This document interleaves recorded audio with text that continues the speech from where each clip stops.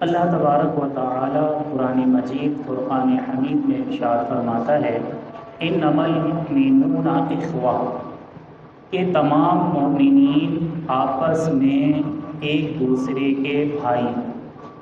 مومن کا دل دوسرے مومن کے لیے صاف ہونا چاہیے، اس کے اندر کوئی میل نہ ہو، کوئی دشمنی نہ ہو، اور آپس میں مل کر محبت کے ساتھ ایک دوسرے کے ساتھ رہیں۔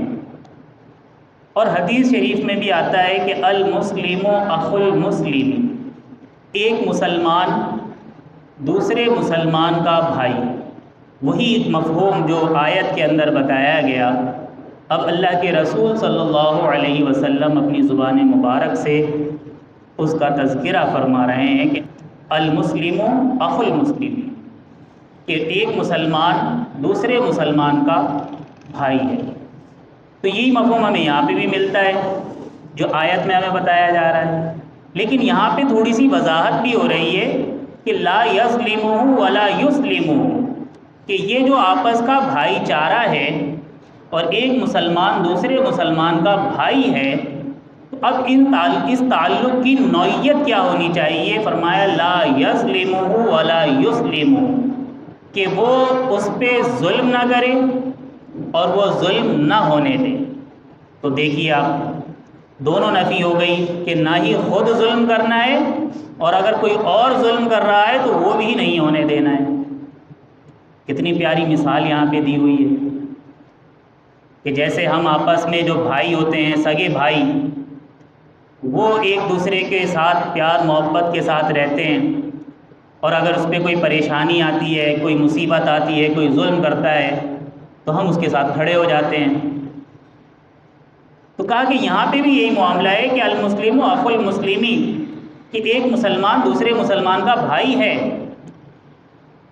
تو جیسے سگا بھائی ہوتا ہے تو ایسے ہی آپس میں ایک مومن دوسرے مومن کا بھائی ہے، اور یہ جو مومن ایک دوسرے کے بھائی ہیں، یہ رشتہ ماں باپ کے جو سگے بھائی والا رشتہ ہے اس سے زیادہ بڑھ کر ہے، افضل،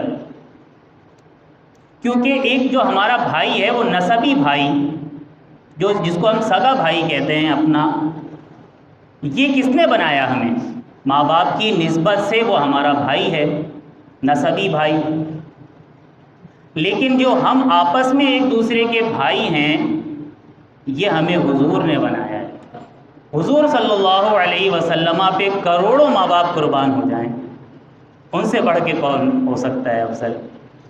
تو حضور صلی اللہ علیہ وسلم کے تعلق سے یہ جو بھائی چارے کا رشتہ قائم ہوا ہے، یہ نسبی بھائی سے زیادہ قوی تعلق ہے اور قوی رشتہ ہے، اور یہ اخوت جو ہے وہ سب سے زیادہ قوی ہے۔ تو یہ اس کو ہمیں غور کرنا چاہیے کہ یہ جو بھائی والا تعلق ہمارے ساتھ بنایا گیا ہے، اس کو سمجھنے کی ضرورت ہے۔ اور یہ جو تعلق بتایا گیا ہے یہ رحمت و شفقت کے اعتبار سے ہے، احکام کے اعتبار سے نہیں ہے۔ احکام کے اعتبار سے تو وہ سگا بھائی ہے ہمارا، اس کے ساتھ احکام ہمارے وابستہ ہوتے ہیں، اور وہ احکام ہمارے میراث کے حوالے سے ہوتے ہیں کہ ماں باپ کا انتقال ہوگا تو کون وارث بنے گا، وہ اس اعتبار سے ہیں۔